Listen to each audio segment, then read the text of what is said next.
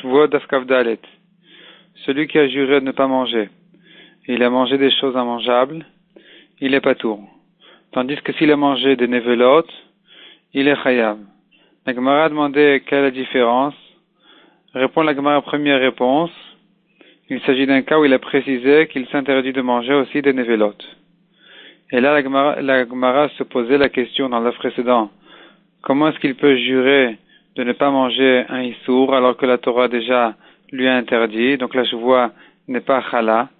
Répond la Gemara, soit, première possibilité, c'est ce que propose Rabbi Yochanan, il s'agit d'un cas où il a inclus du manger kasher avec du pas kasher, en disant, je jure de ne pas manger ni de la viande kasher, ni de la viande de nevelot. D'après Rabbi Yochanan, la raison pour laquelle Rabbi Shimon il est poter, c'est parce que Rabbi Shimon y pense que même quand on inclut les choses sur lesquelles la chevoie peut être valable avec d'autres choses sur lesquelles la chevoie n'est pas valable, eh bien la chevoie n'est pas chala sur les nevelot sur lesquelles la chevoie n'est pas valable. La preuve c'est que Rabbi Shimon pense que en général un issour ne peut pas s'ajouter, un deuxième issour ne peut pas s'ajouter sur un premier issour, même si le deuxième issour il inclut d'autres choses, comme par exemple celui qui mange la nevela pendant Yom Kippour.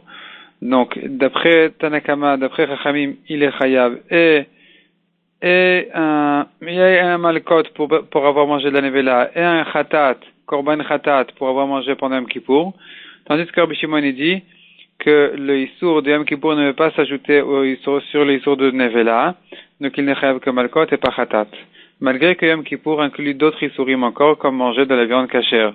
On ne dit pas que puisque Yom Kippour est chal sur la viande cachère, il est chal aussi sur la viande de nevela, d'après Rabbi Shimon, mais sur la nevela, il est pas tour de khatat. Ça c'est Rabbi Yochanan. Resh Lakish, il dit autre chose. Resh Lakish explique que la raison pourquoi est-ce que la chevoie peut être chala, même sur des nevelot, il s'agit d'un cas où il s'est interdit de manger même moins d'un kazaït, même moins que la quantité sur laquelle on est chayav de nevelot. Donc pour ça, la chevoie elle est chala. Et Rabbi Shimon qui est poter, il pense que puisqu'en général, dans tous les isurim, eh bien il y a un chiyuv malkout même sur moins d'un kazaït. Moins d'un kazaït il est chayav malkout. Donc on revient le principe habituel, général, qui dit que la chevoie n'est pas chala sur ce issour-là, sur ces nevelot. Donc Rabbi Shimon il est poter, celui qui jure de ne pas manger, même s'il est précisé qu'il ne va pas manger moins d'un kazaït de nevela, il est quand même pas tour, puisque même sur un moins de kazaït, il est chayav en tant que nevela. Resh Lakish ne veut pas répondre comme Rabbi Yochanan de dire qu'il s'agit d'un cas où il a inclus de la viande cachère avec de la viande pas cachère, parce que d'après Resh Lakish, même d'après Chachamim, qu'un issour kolel, c'est-à-dire quand on inclut d'autres choses qui sont permises, avec l'interdiction qui veut s'interdire, eh bien c'est chal, comme par exemple la nevela pendant Kippour. Ça c'est valable que pour Kippour, mais pour un issour qui vient de la personne elle-même et pas de la Torah. Dans ce cas-là, on considère que la personne ne veut pas ajouter un deuxième issour sur le premier issour, même si il inclut dans sa chevoie d'autres choses qui sont permises. La Gemara demande sur Rabbi Yochanan, qui dit qu'il s'agit d'un cas où il a inclus de la viande cachère avec les nevelot, et c'est pour ça que la chevoie elle est chal.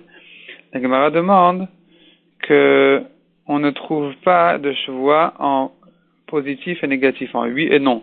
Il peut jurer de ne pas manger des nevelot ni de la viande cachère, mais il ne peut pas jurer de oui manger des nevelot et de la viande cachère. Donc, puisque la chevoie ne trouve pas cette chevoie-là en positif, et dans ce cas-là, le principe dit que cette chevoie-là n'est pas une chevoie même en négatif. Même s'ils ils se privent de manger des nevelot avec de la viande cachère. Donc la Gemara repousse cette réponse, et la Gemara trouve une autre réponse. Pourquoi est-ce que celui qui aurait jurait de ne pas manger, il serait chayav sur des nevelot, sachant que la réponse de Rabbi Yochanan était repoussée, donc on ne peut plus répondre qu'il a juré de manger ni des nevelot ni de la viande cachère. La nouvelle réponse que la Gemara dit est que, effectivement, celui qui jure de ne pas manger en général, eh bien, s'il a mangé de la terre, il est patour, puisque c'est immangeable. Par contre, s'il a mangé des nevelot, c'est considéré comme quelque chose de mangeable, et donc, il est chayav. La Gemara propose d'amener une preuve de la Sefa de la Mishnah, et puis la Gemara la repousse. Deuxième sujet du Daf. Donc, la Gemara dit, celui qui pense que quand on inclut quelque chose de permis avec le Issour, eh bien, par exemple dans la chevoie, il peut ajouter d'autres choses au-delà de ce qui était déjà interdit, de manière à ce que la chevoie, elle soit valable aussi bien sur la chose qui, a priori, ne devrait pas être interdite par la chevoie, aussi bien sur la chose qu'il a ajoutée que sur la chose qui a priori, n'aurait pas dû être interdite par la chevoie.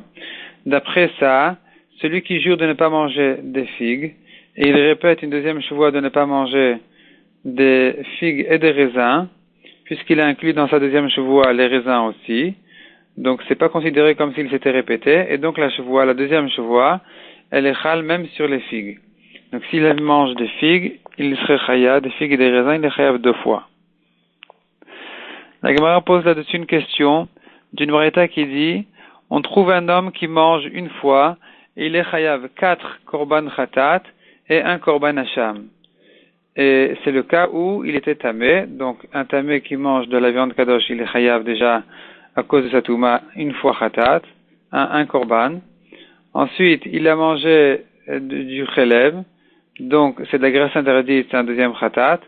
Notar, après son temps de consommation d'après les délais des korbanot, ça fait un troisième khatat. Pendant Kippour, c'est un quatrième khatat. Et un korban hacham parce qu'il a mangé du korban. Donc, il amène un hacham et ilot. La Gemara demande si on considère que on peut s'interdire beshevoua s'il inclut des choses permises avec les choses interdites. Et dans ce cas-là, la chevoua, elle est chal même sur les choses interdites. On devrait trouver encore un cinquième khatat, un cinquième korban dans le cas où il a dit qu'il fait une chevoua de ne pas manger des dattes et du chelev. Donc là, puisque la chevoua, elle est chal sur les dattes, c'est chal aussi sur le chelev. Et donc il devrait être chayav un cinquième khatat. Répond la Gemara, 6 réponses. Première réponse. La Braïta ne parle pas de Isurim qui viennent par la personne, mais que des Isurim de la Torah. C'est-à-dire la chevoua, c'est l'homme qui provoque ce Isur. La Braïta ne parle pas de ça. Deuxième réponse. Sur la chevoua, il peut annuler sa chevoua en allant chez un rave qui lui fait atara de la chevoua. Troisième réponse, le korban de la chevoua, c'est un korban olevé ored, tandis que les korbanot khatat dont parle la braïta sont des korbanot de khatat fixes qui ne sont pas olevé ored. Quatrième réponse, la braïta ne parle que de korbanot qui dépendent d'une certaine quantité, tandis que la chevoua, elle est valable même s'il est précisé sur un machéou, sur un petit morceau. Cinquième réponse, la Braïta n'a parlé que de Khatot sur des Averot sur lesquels on est Chayav Bemezid Karet, tandis que sur la chevoua on n'est pas Chayav Karet, même Bemezid.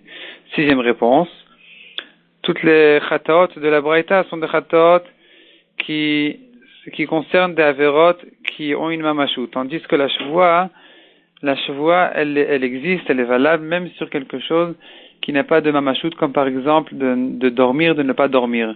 Donc il n'y a pas d'objet qui est interdit par la chevoua. C'est-à-dire dans notre cas là, effectivement, il se serait interdit beshevoua de manger du chelev. Donc là, il y a eu un objet sur lequel la chevoua est chal. Mais puisque en général, on trouve une chevoua qui est chal, qui ne dépend pas d'objet, comme par exemple de dormir ou ne pas dormir, donc la Braïta n'a pas parlé de ça.